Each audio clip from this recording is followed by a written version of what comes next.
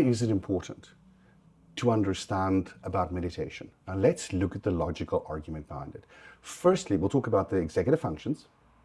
Then we'll talk about how can we get them to be better. And then we'll talk about why meditation. Okay, so when it comes to the executive functions, those are the things that help us to plan and organize every day, helps us to prioritize, be creative. In general, most things we do every day that is not an emotional reaction is an executive function or has an executive function involved. It also helps us to keep control of our emotions. And we know that in difficult times, those things come to the fore and come to right under the surface, and we start to become much more touchy. Somebody just says the smallest little thing and it sets us off. So how can we make sure that that stays a little bit more under control?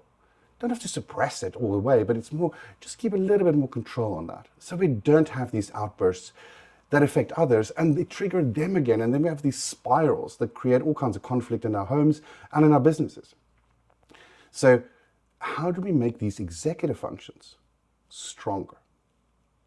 Now, research has shown that if we want to make it stronger, we need to focus and practice and train, because that means we can increase the volume of the pathways in the prefrontal cortex, and that has been shown to help us build those executive functions. Now, one of the ways of doing that is looking at things like, how do I set priorities? How do I engage logic? How do I engage creativity?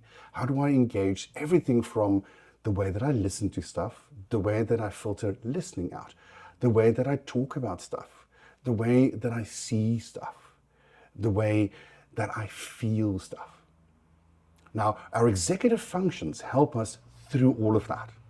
So I've developed this little meditation that helps people to do that.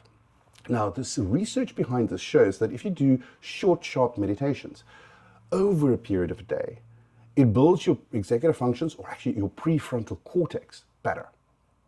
So one meditation a day, great. A few short, sharp ones is even better. So I'm going to take you through all the elements, and then I want you to go and practice this yourself. I've also recorded a little audio file for you can download off our website that takes you through this meditation. You just need to listen to it and follow the instructions, and then you can start developing your own as well.